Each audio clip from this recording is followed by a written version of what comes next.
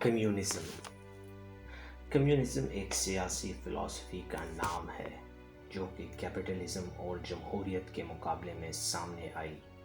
یہ ایک ایسا نظریہ ہے جس میں معاشرے میں کسی بھی قسم کی معاشی یا معاشرتی تقسیم کا کوئی تصور نہیں۔ کمیونسٹ سوسائٹیز میں لوگوں میں کوئی بھی تفریق کی اجازت نہیں ہوتی اور اس میں تمام دولت کچھ افراد کے بجائے تمام معاشرے میں ایکولی تقسیم کی جاتی ہے۔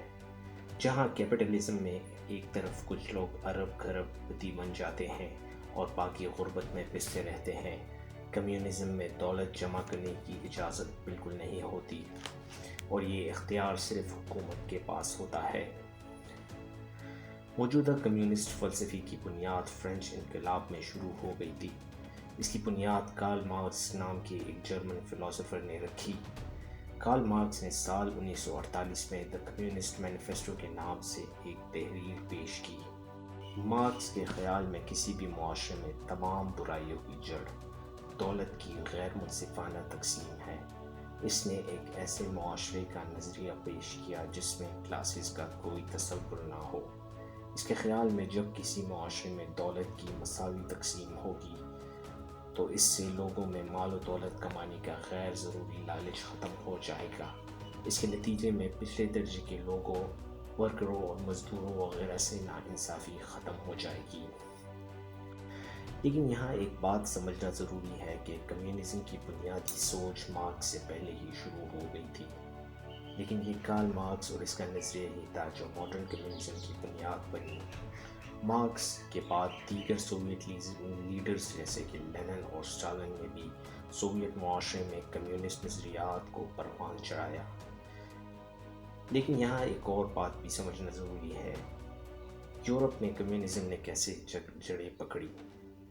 یورپ 19 سینچری میں انڈسٹریل ریولوشن سے گزر رہا تھا۔ اس انڈسٹریل ریولوشن میں کچھ لوگوں نے بہت زیادہ دولت کمائی جبکہ معاشرے کا ایک بڑا حصہ اب بھی غربت کا شکار تھا۔ اس وقت یورپ میں رہنے والے سوشلسٹ نے اس کا الزام کیپٹلزم یعنی سرمایہ دارانہ نظام پر ڈالا۔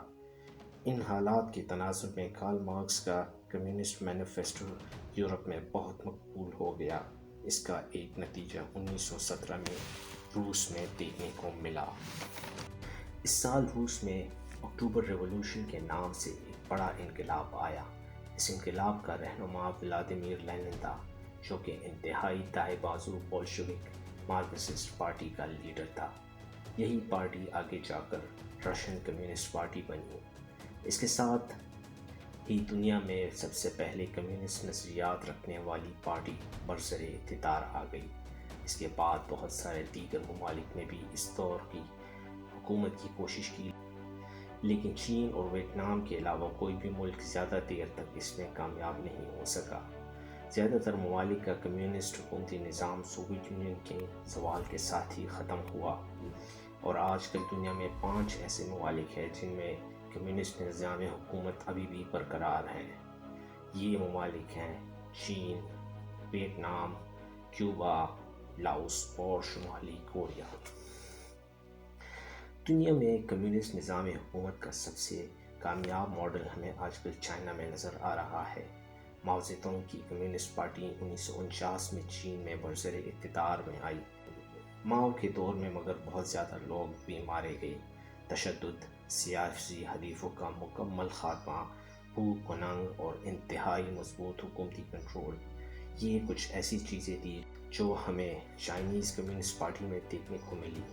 1976 میں ماؤ زیڈونگ کی موت تک چین میں 1.6 ملین لوگ سیاسی مخالف نظریات کی وجہ سے مارے جا چکے تھے۔